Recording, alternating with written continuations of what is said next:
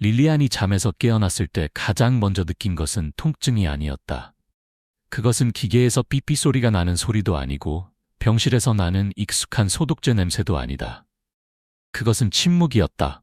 소름 끼치고 부자연스러운 침묵이 그녀의 마음속 깊숙이 스며들었다. 병원이 이렇게 조용했던 적은 없었습니다. 밝은 형광등에 눈이 깜빡였고 몸은 방금 전투를 치른 것처럼 아팠다. 그리고 어떤 면에서는 그렇습니다. 그녀의 목소리는 쉰 목소리로 그녀가 생각할 수 있는 유일한 이름인 레오를 말했다. 그녀의 아들. 그녀의 아기. 모든 것이 어두워지기 전에 그녀가 마지막으로 기억한 것은 다가오는 트럭의 헤드라이트가 비추는 눈부심과 금속이 부서지는 소리였다. 그리고 지금 그녀는 살아있었다. 하지만 그녀의 아들은 여전히 살아있을까? 간호사는 그녀의 목소리를 듣고는 부드러우면서도 머뭇거리는 눈빛으로 돌아섰다. 가족이 당신을 집으로 데려다 줬어요. 그녀는 부드럽게 말했다. 릴리안은 안도감이 솟아올랐다. 안전하게 등반하십시오. 아직 살아있습니다. 하지만 간호원의 말투는 살금살금 다가와 주저앉음으로 등골이 오싹해졌다. 어제는 어제까지만 해도 그랬어요. 그래서 왜 그들은 지금 여기에 없는 거지? 릴리안은 목구멍에서 차오르는 공포를 억누르며 물었다. 그녀의 손은 핸드폰을 찾았고 배터리가 방전되어 있었다. 구명부표가 사라졌습니다. 충전해 주시겠어요? 그녀가 말했다.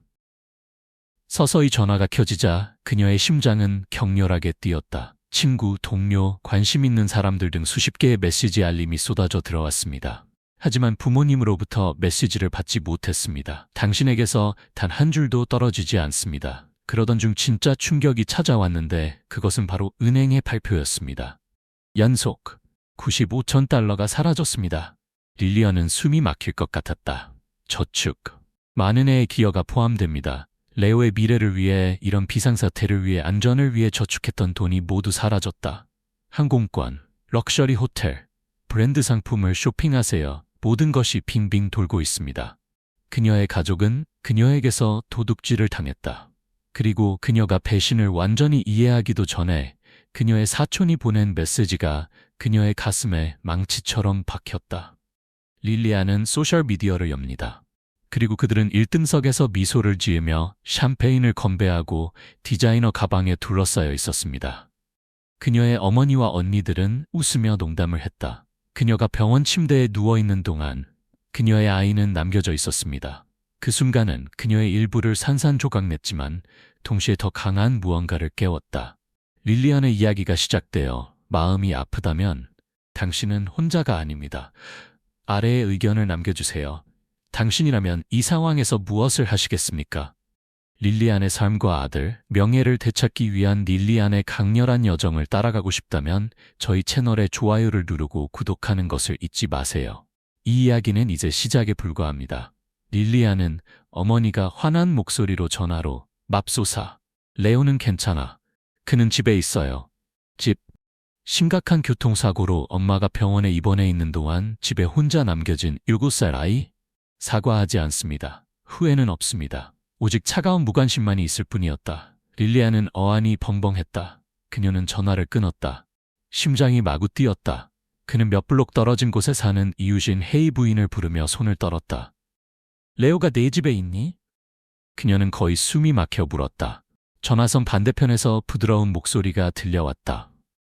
그래 여보. 그는 한밤중에 겁에 질려 흐느끼며 우리 집 문을 두드렸다. 나는 그를 집어넣고 여기서 자게 했다. 릴리안은 울음을 터뜨렸다. 그녀의 가족이 1등석에서 샴페인을 즐기는 동안 그녀의 아들은 두려움과 외로움에 떨며 이웃집 문을 두드렸다. 그 순간 그녀는 연민이 없다면 모든 혈연은 무의미하다는 것을 깨달았다. 얼마 지나지 않아 그녀는 은행에 전화를 걸어 모든 계좌를 동결해달라고 요청했습니다. 그녀는 전례 없이 단호한 목소리로 그들은 나에게서 한 푼도 더 가져가지 않을 것입니다 라고 명령했다. 그녀는 더 이상 한때 모든 실수를 기꺼이 용서했던 부드러운 마음의 소녀가 아닙니다.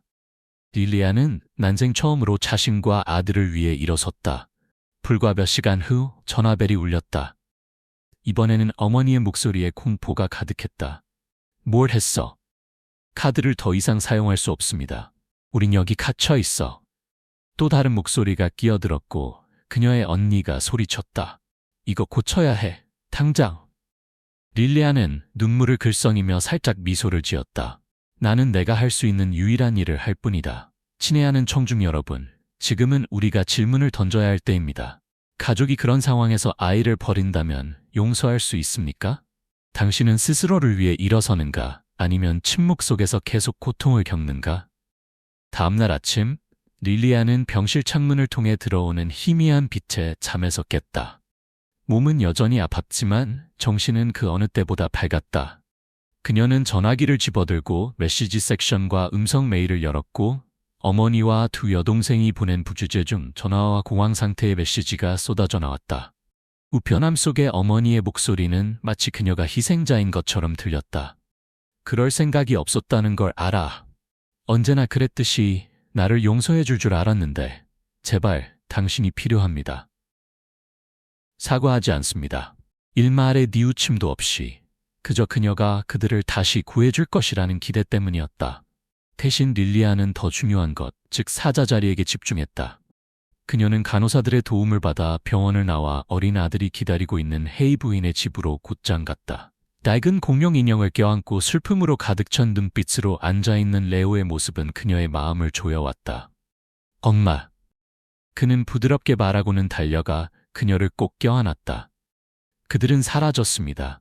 굳이 인사도 안 해. 그 천진난만한 말은 그녀의 영혼 깊은 곳을 강타했다.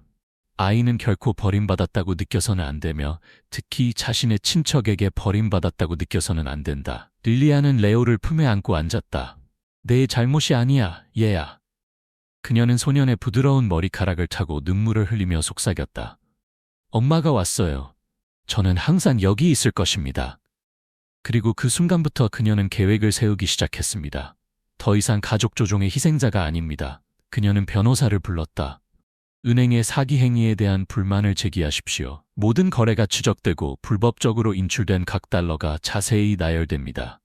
그런 다음 동전을 하나씩 회수했습니다.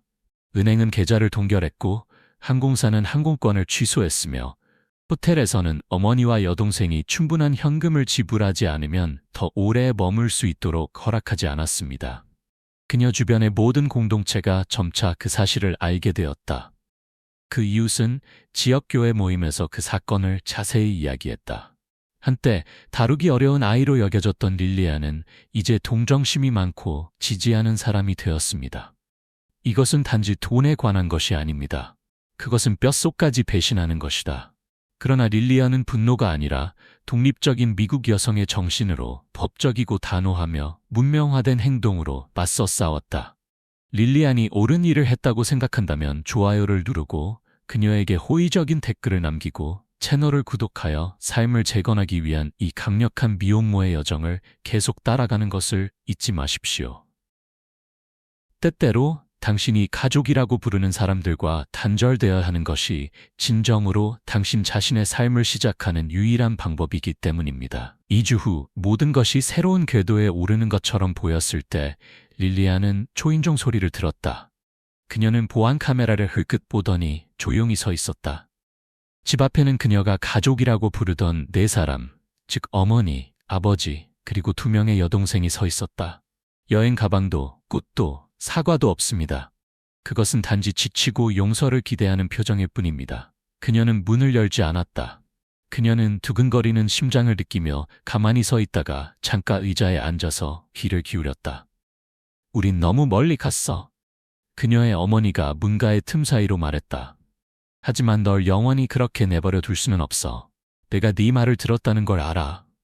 릴리안은 두 손을 꽉 쥐고 감정을 억눌렀다. 그 목소리에는 양심의 가책은 전혀 없었고 그저 항상 짊어지고 있던 남자를 잃는다는 두려움과 불안만이 담겨 있었다. 난 더 이상 너에 대한 책임이 없어. 그녀는 단호한 목소리로 문을 통해 큰 소리로 말했다. 가족들은 서로를 이용하지 않아요. 넌 여전히 내 딸이야. 그녀의 아버지는 높고 거친 목소리로 말했다. 우린 피야, 릴리안. 아니요. 그녀는 문으로 걸어가며 대답했지만 여전히 열리지 않았다. 피는 다른 사람을 영원히 조종하거나 상처를 줄 수 있는 권리를 의미하지 않습니다. 피와 고름은 병원 침대에 누워자마자 친척 계좌에서 돈을 모두 빼앗아 가지 않습니다. 아무도 대답하지 않았다. 그녀는 카메라를 통해 바라보았다. 그들의 얼굴은 뉘우치지 않았고 익숙한 보급품을 잃은 것에 충격을 받은 상태였다. 그들은 애정에서 나온 것이 아니라 그녀가 없는 불편함 때문에 왔습니다. 릴리안은 뒤에서 봉투를 꺼내 옆문으로 걸어 나와 대문을 통해 어머니에게 건넸다. 이건 접촉 금지 명령이에요. 그녀가 분명하게 말했다. 내가 돌아오면 경찰을 부를 거야. 그녀의 어머니는 나는 그렇게 할 수 없어요 하고 어안이 벙벙했다. 나뿐만 아니라 이미 그랬어. 그녀는 등을 돌리고 문을 닫고 전에 느껴본 적 없는 평온함을 느끼며 걸어갔다. 그녀는 집으로 돌아왔고 레오는 헤이 부인의 케이 옆에서 퍼즐을 풀고 있었다. 소년이 어머니를 올려다보았을 때 그의 눈은 더 이상 두렵지 않았다. 그녀는 미소를 지으며 아들 곁에 몸을 굽혔다. 괜찮아, 레오. 약속할게요. 관객 여러분, 항상 여러분에게 상처를 주는 사람들을 놓아줘야 했던 적이 있다면 그들이 피를 나눈 것이라 할지라도 그 누구도 여러분에게 죄책감을 느끼게 하지 마세요. 당신을 낳은 사람은 가족이 아닙니다. 당신의 가족은 누구이며 누가 당신을 진정으로 사랑하고 존경합니까? 시간이 지나면서 릴리언의 옛 가족 중 누구도 감히 돌아오려 하지 않았다.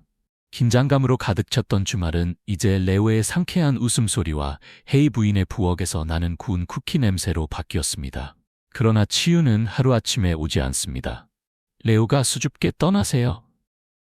라고 묻거나 릴리안이 죄책감 없이 처음으로 자신을 위한 선물을 샀을 때와 같은 매우 평범한 순간에서 비롯됩니다. 어느 날 저녁, 그녀는 낡은 책장을 청소하다가 낡은 공책을 발견했습니다. 그곳에서 그녀는 어렸을 때 자신의 디자인 스튜디오를 열고 형편이 안 되는 사람들을 위해 공간을 꾸미고 집을 진짜 집으로 바꾸는 등 자신의 꿈을 기록하곤 했습니다. 그녀는 페이지를 넘기며 눈물을 흘렸다. 그녀는 자신을 결코 인정하지 않는 사람들을 기쁘게 하기에는 너무 오랫동안 자신을 잃어버렸다. 다음 날 아침, 커피 한 잔을 손에 들고 식탁에 앉아 색칠을 하고 있는 레오는 창밖을 내다보며 이제 내 꿈을 다시 살아야 할 때야 라고 말했다. 그녀는 느리지만 확실하게 다시 시작했다.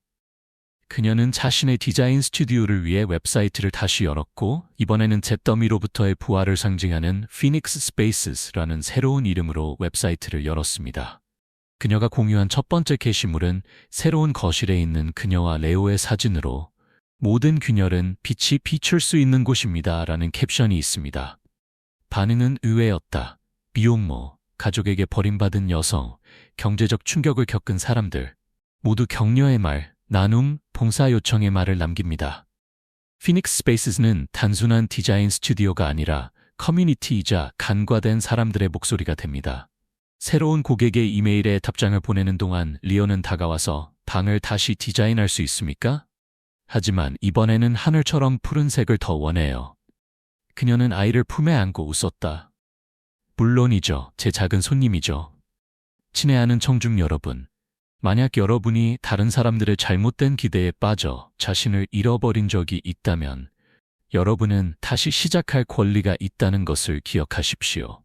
릴리안의 이야기가 영감을 준다면 채널을 구독하고 감정을 공유하고 그녀의 다음 환생 여정을 따라가는 것을 잊지 마세요. 어쩌면 당신 역시 당신 자신의 삶을 다시 써야 하는 문턱에 서 있을지도 모르기 때문입니다. 피닉스 스페이스는 릴리안이 상상했던 것보다 더 빠르게 성장했습니다. 불과 3개월 만에 그녀의 일정은 빡빡했습니다. 시애틀, 샌프란시스코, 심지어 뉴욕에서도 온 고객들이 그녀의 디자인 재능 때문만이 아니라 그녀가 만지는 각 방 뒤에 숨겨진 이야기 때문에 전화를 겁니다. 하지만 릴리안을 가장 행복하게 한 것은 거액의 계약이 아니었지만 레오는 온라인 기사에 어머니의 이름이 실린 것을 보고 눈을 번쩍 떴다. 그러나 치유의 여정은 결코 고른 길이 아닙니다. 어느 금요일 오후 릴리안이 한부모 주택 프로젝트에서 건축 자재를 포장하고 있을 때 전화벨이 울렸다. 낯선 넘버였지만 너무나 익숙한 목소리에 가슴이 조여왔다. 그녀의 아버지. 아버지는 아버지가 틀렸다는 것을 알고 계셨습니다. 아빠는 손자를 다시 보고 싶어 합니다. 10분밖에 안 돼요. 그녀는 전화기를 꽉 움켜쥔 채 조용히 서 있었다. 마음 한켠에서는 당장 입을 다물고 싶었다. 또 다른 부분은 오랜 세월 동안 깊이 뿌리 박혀온 죄책감이다. 하지만 그때 레오의 웃음소리가 마치 그녀를 현재로 끌어당기는 듯 옆 놀이터에서 울려 퍼졌다. 아니요. 그녀는 단호하게 대답했다. 우린 괜찮아. 그리고 우리는 계속 그렇게 할 것입니다. 그런 다음 그녀는 전화를 끊고 심장 박동수를 유지하기 위해 가슴에 손을 얹었습니다. 그녀는 더 이상 예전의 여자가 아니었고 피의 부름에 떨고 있었다. 그녀는 어머니이자 리더이며 목적을 가지고 사는 사람입니다. 그날 밤 레오는 어머니가 설계한 건물의 사진 앨범을 웅크리고 앉아서 고개를 들며 엄마, 내일 고아원에 엄마를 위한 방을 마련해 드릴까요? 그 방을 내 집처럼 따뜻한 곳으로 만들었어요. 릴리아는 미소를 지었다. 내가 말한 것 중 가장 좋은 생각인 것 같아요. 그러던 어느 일요일 아침, 부엌 창문을 통해 햇살이 살랑살랑 내리쬐고 있을 때 레오는 손으로 그린 그림을 들고 뛰어들어왔다. 너와 나만 있으면 돼. 릴리아는 하트와 꽃 그리고 손을 잡고 있는 두 사람의 형체가 그려진 종이를 보며 숨이 막혔다. 어쨌든 그들은 단지 살아남았을 뿐만 아니라 승리했습니다.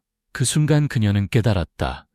가족은 반드시 우리를 낳아준 사람들이 아니라 마음으로부터 우리와 함께 머물고 사랑하고 가정을 꾸리기로 선택한 사람들이다.